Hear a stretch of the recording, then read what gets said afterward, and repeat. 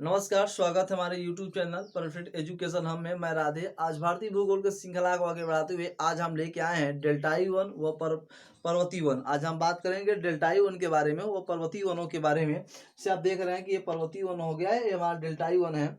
हमने वनों के बारे में बताया था, जैसे कि शुष्क पर्णपाती वन, मरुस्थलीय वन, सदाबहार वन।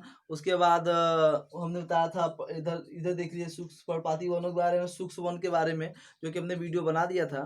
तो आज का हमारा जो टॉपिक होगा वह डेल्टा वन के बारे में होगा या डेल्टाई वन के बारे में होगा। वह पर्वतीय वनों के बारे में आज हम लोग चर्चा करेंगे। तो चलिए देखिए, हम सबसे पहले शुरुआत करते हैं डेल्टाई वन कहाँ से उत्पन्न होते हैं, इनकी विशेषता क्या है, इनमें पाए जाने वाले वृक्ष कौन कौन से हैं, ये उत्पन्न कैसे हुए अर्थात इनको किस नाम से जाना जाता है, इसके बारे में हम लोग जानेंगे। तो चलिए हम शुरुआत करते हैं डेल्टाई वनों के बारे में।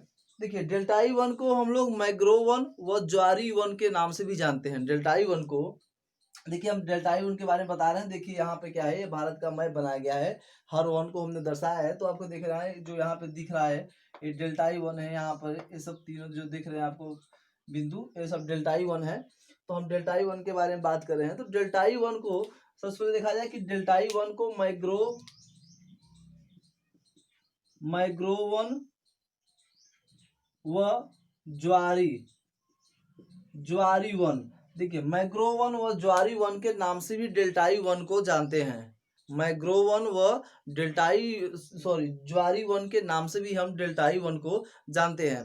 देखिए, डेल्टाई वन उन क्षेत्रों में पाई जाती है, डेल्टाई वन उन क्षेत्रों में पाई जाती है जहां पर नदियों द्वारा जो डेल्टा हो, इसे डेल्टा डेल्टा कहते हैं। किसे पहले जान ले जाए। देखिए, नदियों द्वारा लाए गए अवसाद, नदियों द्वारा लाए गए अवसाद जैसे कंकड़, पत्थर, ईंट, बालू, गिट्टी, ये सब हो गया। ये सब लाए गए जो अवसाद है, एक जगह क्या होते हैं, मुहाने पर इकट्ठा हो जाते हैं। और इकट्ठा होने के बाद उसे क्या कहा जाता है, डेल्टा कहा जाता है। तो उन सब डेल्टाओं में क्या होती है, ये डेल्टाई वन का क्या होता है, उत्पत्ति होती है। तो कहीं देखिए, जैसे गंगा हो गया, ब्रह्मपुत्र हो गया, कृष्णा हो गया, गोदावरी हो गया, इन सब नदियों से जो अवसाद लाए जाते हैं, जो डेल्टा बनते हैं, इनसे क्या होती है, डेल्टा वन का क्या होती है, निर्माण होती है, उत्पन्न होते हैं। इसमें पेड़ पौधे जो होते हैं, वृक्ष, इससे उत्पन्न होते हैं। तो देखिए क्या होती है, नदियों द्वारा लाए गए अवसाद से जो डेल्टा होते हैं, जो डेल्टा बनते हैं, उन पे डेल्टाई वन विकसित होते हैं। तो देखिए, हमने बताया कि गंगा हो गया, ब्रह्मपुत्र हो गया, कृष्णा हो गया, गोदावरी हो गया, इन सब डेल्टाओं पर डेल्टाई वन विकसित होते हैं। उसके देखिए यहाँ पर इधर इस साइड क्या है, बंगाल की खाड़ी है, और इस साइड क्या है, अरब सागर है। भूमि समतल होने के कारण, भूमि समतल और नीचे होने के कारण, देख रहे हैं आप कि भूमि समतल और नीचे होने के कारण क्या होता है, समुद्र का पानी इसमें चला जाता है। डेल्टा वन में क्या होता है, चला जाता है। समुद्र का पानी इसमें क्या होता है, डेल्टा वन में चला जाता है। और समुद्र का पानी जाने से क्या होता है, वह खारा हो जाता है। क्या हो जाता है, खारा हो जाता है। और खारा होने के साथ साथ क्या होती है, जो इसके जो यहाँ के डेल्टाई वन के जो वृक्ष होते हैं, उनके जो छाल होते हैं, वो क्या होते हैं, क्षारी हो जाते हैं। कैसा होते हैं, क्षारी हो जाते हैं। तो देखिए यहाँ पर पहला बात, तो जो ये क्या होते हैं, समुद्र का पानी चले जाने पर क्या हो जाता है, खारा हो जाते हैं। क्या होते हैं, खारे हो जाते हैं। तथा ये जो डेल्टाई वन के जो वृक्ष होते हैं, बहुत ही कठोर होते हैं। क्या होते हैं, कठोर होते हैं। तथा इनके जो छाल होते हैं, वो क्षारी होते हैं। क्या होते हैं, क्षारी होते हैं। उसके बाद देखिए, इनके जो वृक्ष हैं, इनके वृक्षों से बहुत ही कार्य होता है। जैसे बहुत सी कार्य, जैसे कि नाव बनाना। यहाँ पे देखिए, नाव बनाना, नाव बनाना, और चमड़े पकाना, और रंगने में। देखिए, इन सब डेल्टाई वन के वृक्षों से कई कार्य होता है, कई निर्माण होते हैं, कई चीजों का, नाव बनाना, चमड़े पकाना, रंगने में। इन सब डेल्टाई वनों के वृक्षों से इन सब ये सब कार्य होता है। देखिए, डेल्टाई वन में पाए जाने वाले जो प्रमुख वृक्ष हैं, जैसे नारियल हो गया, ताड़ हो गया, कैसूरीन हो गया, नीपा हो गया, ये सब यहाँ के सुंदरी वृक्ष हो गया, ये सब यहाँ के क्या है, मैग्रोव वन हो गया। देखिए यहाँ पे मैग्रोव वन हो गया, उसके बाद ताड़ हो गया, नारियल हो गया, कैसूरीन हो गया, नीपा हो गया, सुंदरी वृक्ष हो गया, ये सब डेल्टाई वन में पाए जाते हैं। तो देखिए, हम यहाँ पे जो यहाँ पे लिखा हुआ है आपके सामने, ये क्या है, पर्वतीय वन के बारे में मैंने बताया था। तो हम आपको बता रहा हूँ डेल्टाई वन के बारे में, तब हम बात करेंगे पर्वतीय वनों के बारे में। तो देखिए डेल्टाई वन में पाए जाने वाले प्रमुख वृक्ष कौन कौन से हैं, आप जरूर डिनोट करिएगा।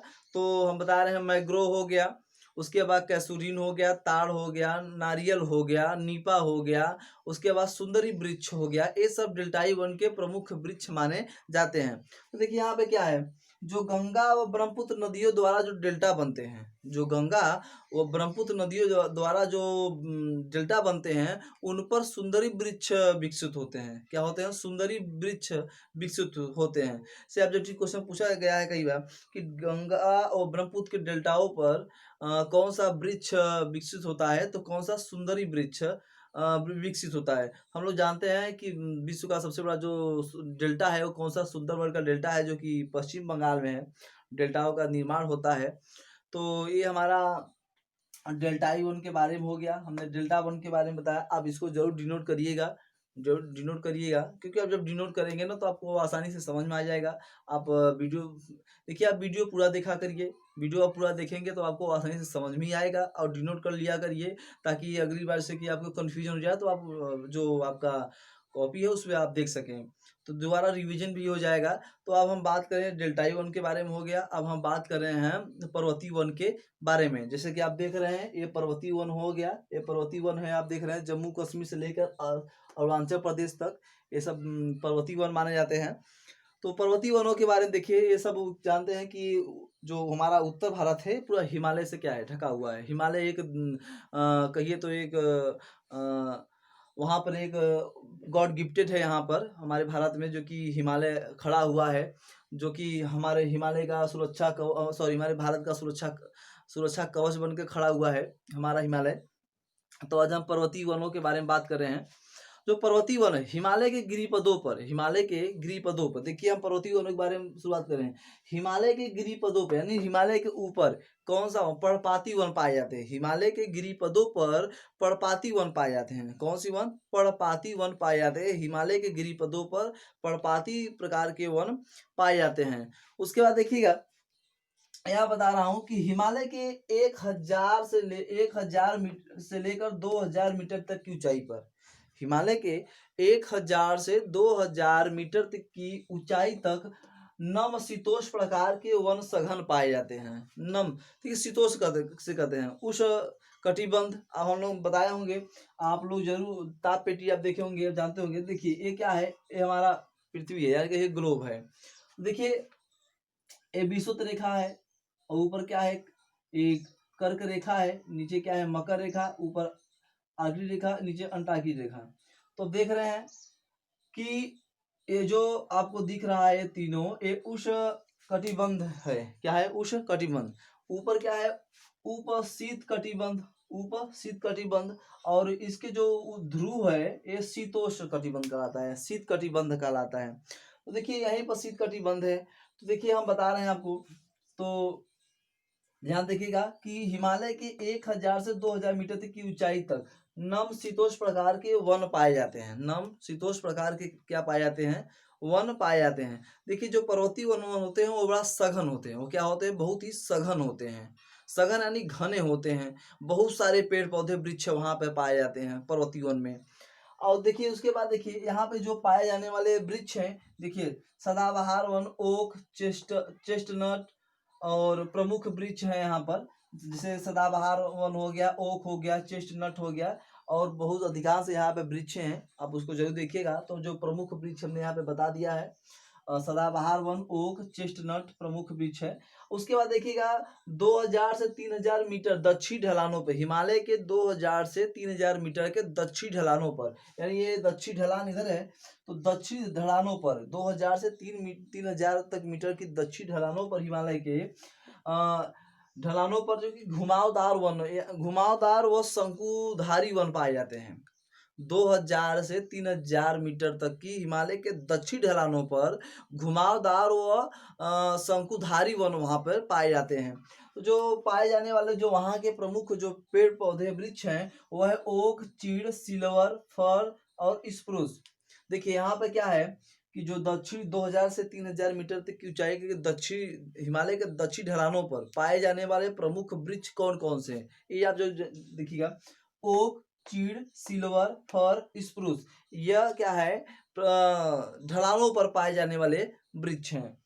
अब हम बात कर रहे हैं, देखिए आगे, अल्पाइन प्रकार के जो वन है, हिमालय पर अल्पाइन प्रकार के भी वन पाए जाते हैं, आप लोग जानते भी होंगे। तो देखिए अल्पाइन वन हिमालय के ऊंचाई वाले भागों पर 2800 से लेकर 4000 मीटर तक की ऊंचाई में पाए जाते हैं।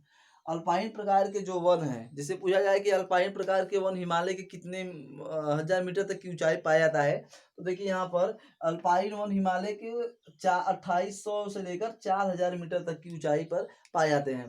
तो अल्पाइन वन में कौन कौन से आते हैं वृक्ष, सिल्वर, फर, जूनिपर, देवदार के वृक्ष।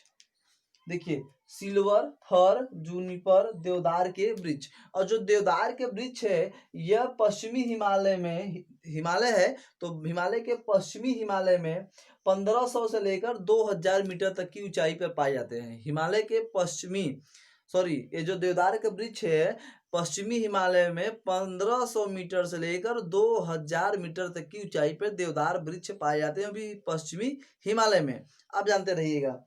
उसके बाद देखिए यहाँ पर देखिए जो देवदार का वृक्ष है, जो देवदार का वृक्ष है, यह देवदार का वृक्ष समुद्र तल से सर्वाधिक ऊंचाई पर पाए जाने वाला वृक्ष है।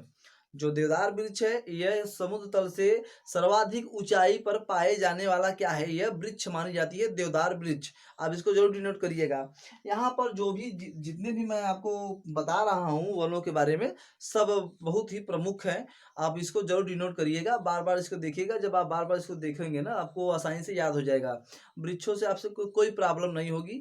तो यहाँ तो ज़्यादातर एक ही प्रॉब्लम है कि इसको मतलब कि किस वन में कौन सा वृक्ष प्रमुख पाए जाते हैं, ये ज़्यादातर क्वेश्चन पूछा जाता है। तो देखिए आगे, देवदार के जो वृक्ष है समुद्र से ऊंचाई में सबसे ज्यादा ऊंचाई पर पाए जाने वाला देवदार का वृक्ष है। देखिए जो ये पेड़ पौधे हैं, जो पर्वतीय वन है, ये भारत की आर्थिक व्यवस्था में भी बहुत भूमिका निभाती हैं। जो पेड़ पौधे हैं पर्वतीय वन के, ये भारतीय अर्थव्यवस्था में भी बहुत बड़ा भूमिका निभाती है। देखिए कौन कौन से यहाँ पेड़ पौधे हैं, देखिए तो यहाँ पे देखिए सागवान, साल, चंदन, शीशम, रोजवुड, देवदार और चीड़। देखिए यहाँ दोबारा देखिएगा, सागवान, देखिए वनों का देश में योगदान क्या है, देखिए सागौन, साल, चंदन, शीशम, रोजवुड, देवदार और चीड़। देखिए इन सब जो मैं आपको वृक्ष बता रहा हूँ, सागौन, साल, चंदन, शीशम, रोजवुड, देवदार, चीड़, ये सब बहुत ही क्या है, कीमती यानी मूल्यवान वृक्ष हैं। ये सब क्या है, बहुत ही मूल्यवान वृक्ष, और बहुत ऊंचे ऊंचे वृक्ष होते हैं, बहुत बड़े बड़े वृक्ष होते हैं। ये सब वृक्ष क्या है, इन सब वृक्षों को सरकार क्या है कि रोक लगा दिया है कि ये सब वृक्ष मतलब कि कोई काट नहीं सकता, इस पे पाबंद लगा दिया है। तो देखिए ज़्यादातर हम फिर बता रहा हूँ कि ज़्यादातर आप वृक्षारोपण करिए, ज़्यादा वृक्षारोपण करेंगे तो हमारा वायुमंडल शुद्ध रहेगा। जब वायुमंडल शुद्ध रहेगा तो हम सभी स्वस्थ रहेंगे, पूरा भारत देश स्वस्थ रहेगा, सारी दुनिया स्वस्थ रहेगी। तो जो है कि वृक्षारोपण ज़्यादा किया जाए। तो जो ये सब जो आपने आपको सागौन, साल, चंदन, शीशम, रोजवुड, देवदार, जो चीड़, ये सब वृक्ष हैं, ये बहुत ही मूल्यवान वृक्ष हैं। ये सब क्या है, बहुत ही मूल्यवान वृक्ष हैं। इनकी जो कटाई भी होती है तो काफी ये महंगे बिकते भी हैं, काफी क्या होते हैं, महंगे बिकते हैं। उसके बाद देखिएगा एक है खिजरी वृक्ष को मरुस्थल का राजा। देखिए एक खिजरी वृक्ष है, ये क्या है, खिजरी वृक्ष है। खिजरी जो वृक्ष है ये मरुस्थल का राजा कहलाता है। ये मरुस्थल का राजा क्यों कहलाता है, क्योंकि यह तापमान ज्यादातर सहन करने की क्षमता है। खिजरी वृक्ष में तापमान सहने की ज्यादातर क्षमता है, वह जल धारण करने की कम क्षमता है। तो देखिए तापमान ज्यादा सहता है और जल कम धारण करता है, तो इसीलिए इसे खिजरी वृक्ष को मरुस्थल का क्या कहा जाता है, राजा कहा जाता है। उसके देखिएगा इस पर्वतीय वन में एक प्रकार का वन या वृक्ष एक और पाई जाती है। देखिए यहाँ पर ब्यूटीमा मोनोस्पर्मा, ब्यूटीमा मोनोस्पर्मा, जिसे जंगल की आग कहा जाता है। फ्लेम ऑफ द फॉरेस्ट, जंगल की आग, जंगल की आग। तो जंगल की आग क्यों कहा जाता है, देखिए इसे डाक या पलाश के नाम से भी जानते हैं। ब्यूटीमा मोनोस्पर्मा को डाक या पलाश के नाम जानते हैं। हम जानते हैं कि जो पलाश हमारा है, फूल है, ये जो फ्लावर्स है, ये जो पलाश है उत्तर प्रदेश का राष्ट्रीय पुष्प माना जाता है। पलाश जो है उत्तर प्रदेश का राष्ट्रीय पुष्प माना जाता है। उसका देखिएगा चीड़ के वृक्ष से एक लीसा गैर प्रकोष्ठ वन उत्पन्न होता है। उत्तराखंड के चीड़ नामक वृक्ष से गैर प्रकोष्ठ वन विकसित होता है जिससे तारपीन का तेल प्राप्त होता है। क्या होता है? तारपीन का तेल। देखिए तारपीन का तेल कैसे प्राप्त होता है? चीड़ का जो वृक्ष है उसे एक लीसा नामक गैर प्रकोष्ठ वन प्राप्त होता है। लीसा, उसे तारपीन का तेल बनाया जाता है और तारपीन के तेल के बनाने से इससे क्या होती है? कागज उद्योग और साबुन व पेंट बनाए जाते हैं। क्या बनाते हैं? कागज उद्योग, साबुन व पेंट बनाए जाते हैं। तो ये तो हमारा हो गया पर्वतीय वन व डेल्टाई वनों के बारे में। आप इसको वीडियो पूरा जरूर देखिएगा। अगर वीडियो आपको पसंद आया हो तो लाइक सब्सक्राइब जरूर करिएगा। आज के लिए बस इतना ही। दीजिए इजाजत। जय हिंद, जय भारत।